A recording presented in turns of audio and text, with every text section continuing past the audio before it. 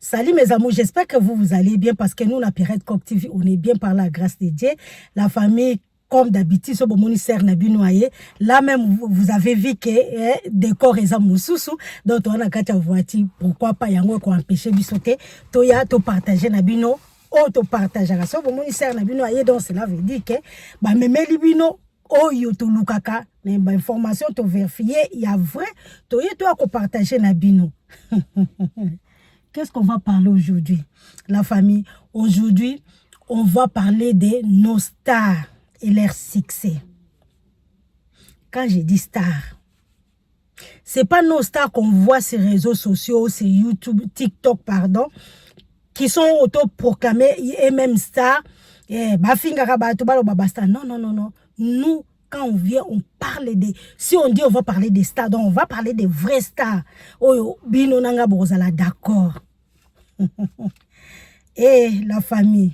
Tozo ba nyonso eza ba fertilité, nyonso eza ekoleka, na ebité comment les gens ils aillent jusqu'à signer les pactes avec Satan, le diable, souka nango o balobaka au finish et comme manine comme manelo comme côté. Et là on est au mimi lelo. To bandana nous na ba grand star parce que oh biso nyonso to tanga petit star azate. Mais tout le bâtiment surtout bandana vie et tout bandana moins jeune et plus jeune tout qui t'attire plus jeune. Tout bandana on a star na biso Denzel Washington. O batunyo so baebi c'est un papa respectueux et respectable. Papa wana to ebi Denzel Washington o ba yebi ete ba ke kotala ce sont des stars américains o ba sala iso banda le loti lubi na tongo. Ba ngoko to palmarès c'est ça, il y a pas débat, il y a pas photo. Mais to yibite sikoyo eloko nini elekaka na pa ya batu na biso wana po papa na biso wana Denzel Washington depuis la nuit des temps asa papa moko mutu moko o batu ba respecta o ba sala. Donc ce sont des millionnaires, des riches hollywoodiens. Mais tout qui nous tala sikoyo abalisi mwana na ye to yibite soki mwana ne mutu abali to mwana ne mutu babali Katia Washington. Na rotiela bino photo bino moko botala bokoko ki nokolanda ngo na New York Times ezo sala fléau et sala ki fléau aux États-Unis. Bon biso vraiment to kota na na mozindo te to yeka to la kisaka ka bandengeri ya ba star na biso ou bana bango. Est-ce que parce que les papas ils ont eu touché à quelque chose ou je sais pas comment ou leurs parents poto loba po après to kita pa ya ba o bango mo bazo so ba responsabilité na bango. Est-ce que papa na biso de Denzel Washington côté ni na rataki pour moi na ya koma o ya komi wana to kotala na rocha photo bino moko bo juger et pour Denzel Washington za mutu mwindo mais sikoyo couple mix moko e bali wana boko juger nani abali nani. Continuons.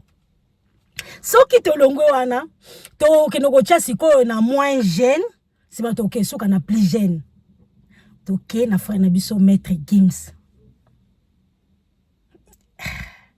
Pour na maître Gims ane loko kolobate mais na yebite est-ce que parce que bolanda ki jeudi passé concert à maître Gims à Betaki oui il avait chié en fait. Poto lo bate que peut-être tamsu bo ba chier parce que on détermine les mots là chier et ça n'a pas sens c'est belé peut-être il avait fait une bêtise ou il avait fait n'importe quoi. Les gens disent ah il me fait chier, il me fait ceci. Non, mais maître Gims il a chié sur son pantalon donc toloba on se connaît lingala na biso maître Gims na concert à Sumba qui na pantalon. Est-ce que eza erreur to je sais pas ou peut mettre Gims peut malé mais to komona un genre façon ou ndenge nini bilili to kolaki ça parce que biso to za batu to yaka tant to lo barato laksana bilili to ko suksa na notre jeune frère star ils ont salanga passi ils ont kisenga motema Taïk de son vrai nom Julien Boadier ou Boadier né à Marseille. C'est d'origine camerounaise. Moi, je pense qu'il est né à 96, des choses comme ça. Oui, je dois vérifier parce que j'avais noté quelque part. Boadier est né en 96. Il n'a pas encore 30 ans. La famille, suivez-moi. Bino nyonso bozo landangai, c'est très important de souligner. Julien Bouadje, alias Taïk, il n'a pas encore 30 ans. Mais la roche la bino vidéo, toko landawana, botala boyoka, et le konini Bouadje Julien, alias Taïk, parce que Taïk c'est un grand star. Donc il y a pena basuki si ba masolo bango mituna bango nyonso babeta na mituna ba maître Gims kuna na ba Paris partout. Faut on ndima parce que baza ba star na biso. Mais sikoyo ya kozala ba star na bango wana na likolo ya ba star na bango. Tokolakisa ba séquence nyonso botala mwana ya Denzel Washington botala wana maître Gims ndenge asumbi na bilamba na concert et puis toko kende toko tia ya Taïk toza nango mwa mulayi mwa mukepo toko tia comment dirais-je toko tia nini interview na ya salaki yemo ko muta denosaki ke kalate akokufa kokokisa 30 ans et pourquoi on va suivre ça nous tous là et puis concerne Yasuka abeti il a moins de 30 ans pas yo baninga carrière e bandaka pas yo baninga succès bandaka parce que na 30 ans peut-être que tu n'as rien olanda bilili nyonso ona lobeli bino après biso tokoya ko tia ba commentaire pour te pesa conseil likolo nango to landana on va suivre toutes les séquences après on revient pour comment dirais-je pour continuer et donner les conseils comme je viens de dire tout à l'heure. Regardons, on arrive.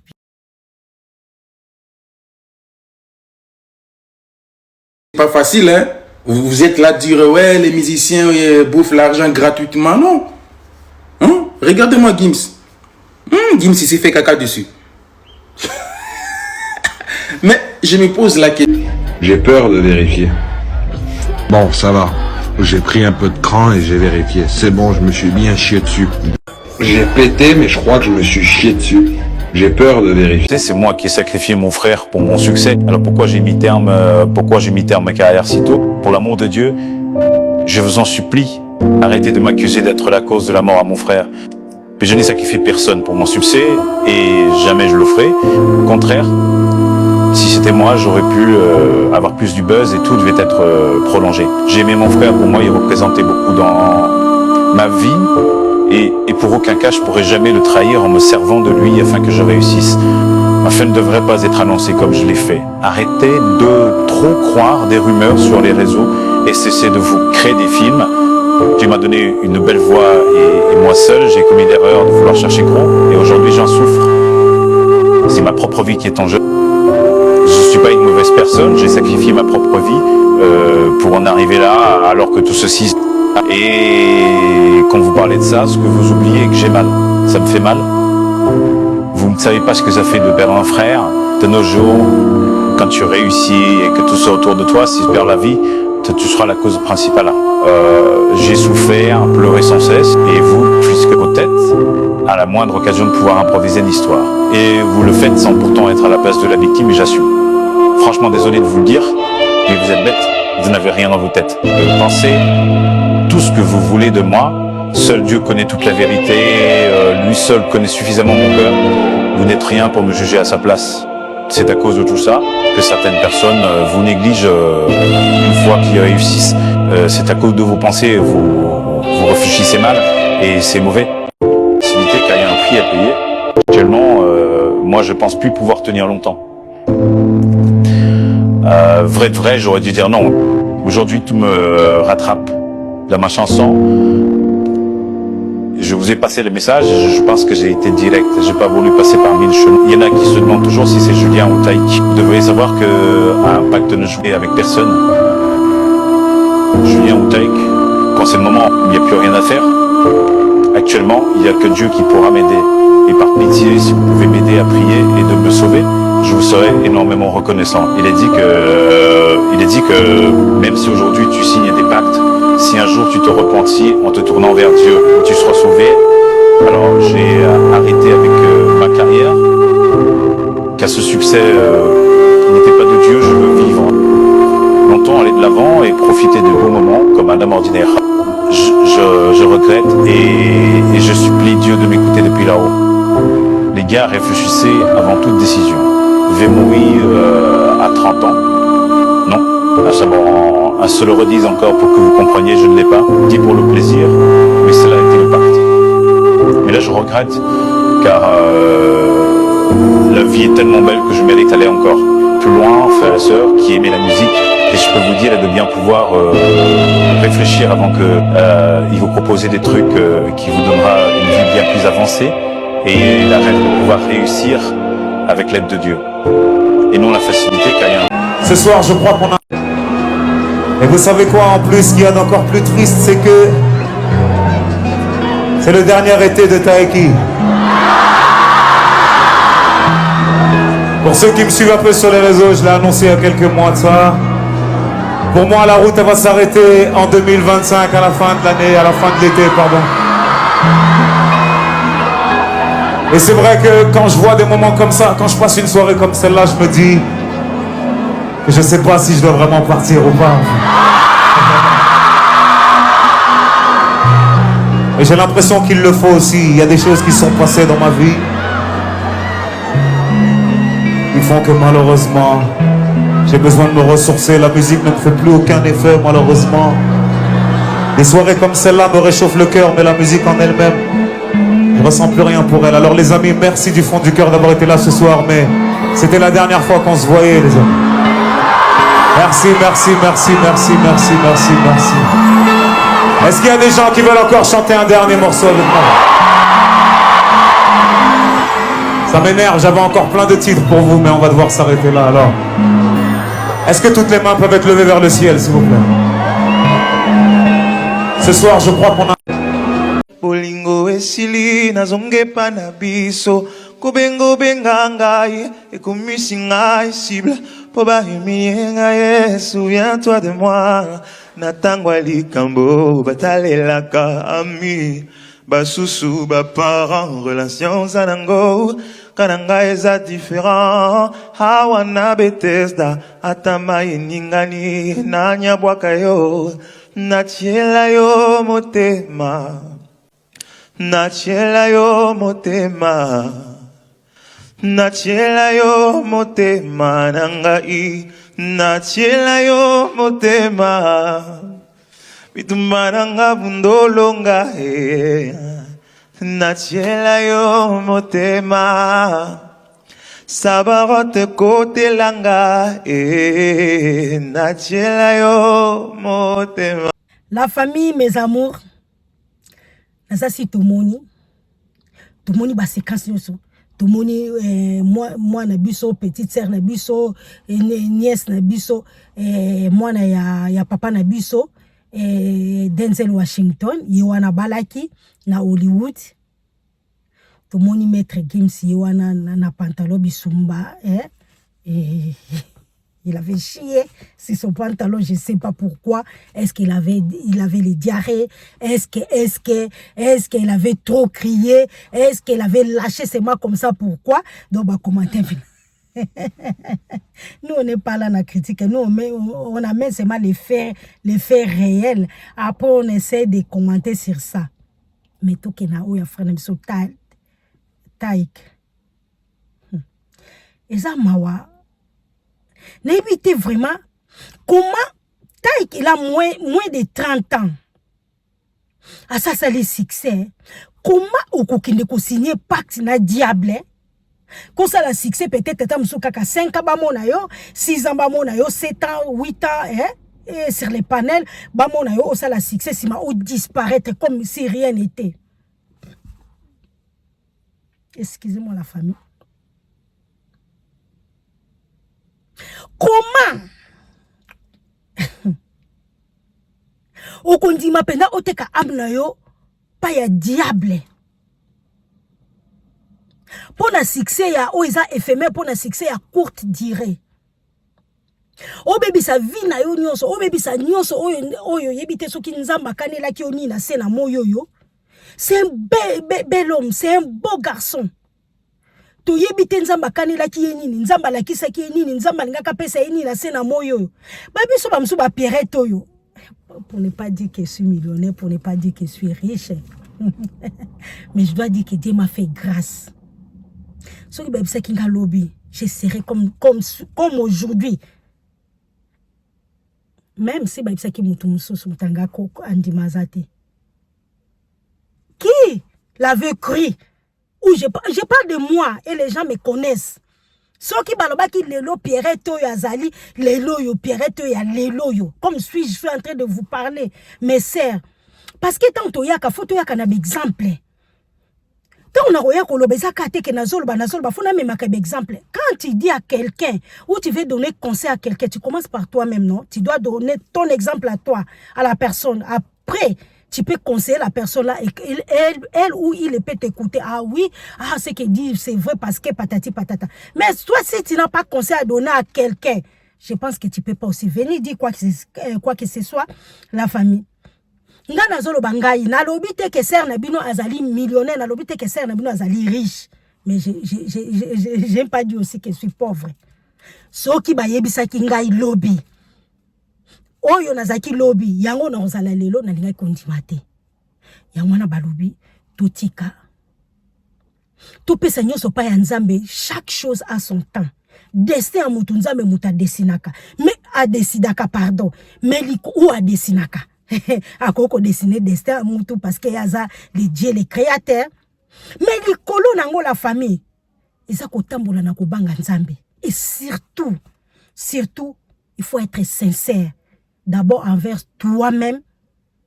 Tu vois que si tu es sincère avec toi-même, et que ça la facile pour la sincère nan batunions tout. Mais c'est quoi ou y a ba frère na biso oyo? Comment c'est possible na âge oyo yo zanango? Moins de 30 ans déjà. Ok, na déjà ko signé pacte na diable. Qui est sous succès il y a 5 ans, 6 ans, après tu vas payer tout ce que tu auras. Au PCP moli monayo, au tekango pe pas diable. On dit mi pe okufanayo, on dit mi pe ate.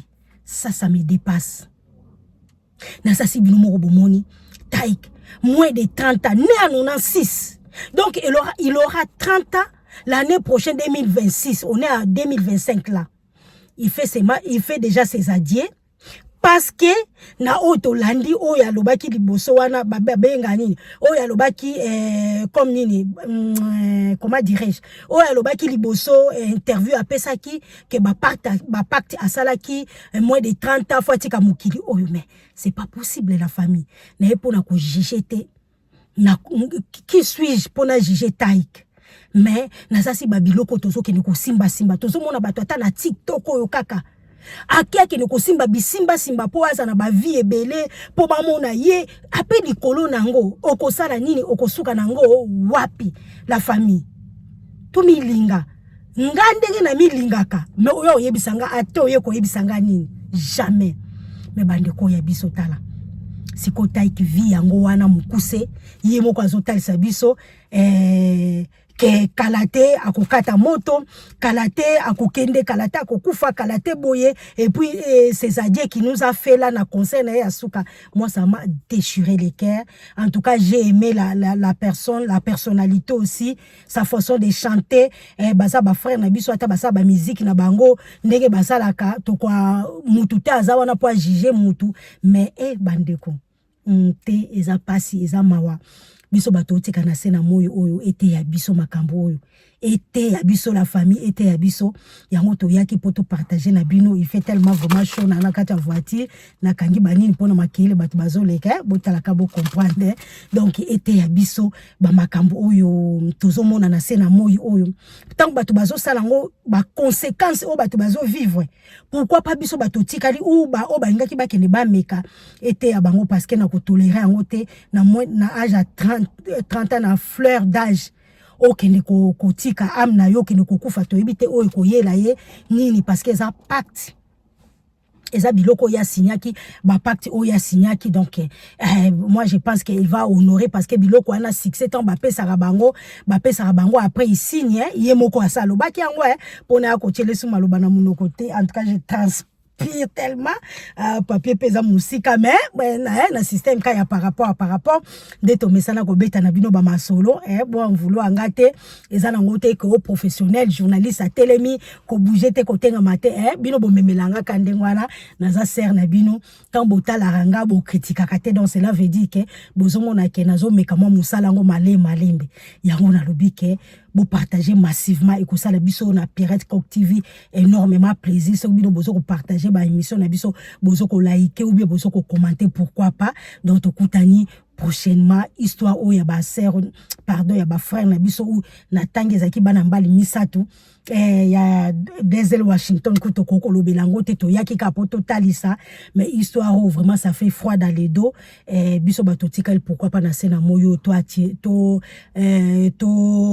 comment dirais to tirer leçon na makambwana to tirer quelque chose na makambwana na lobi to kutani prochainement na histoire mususu à bientôt bye.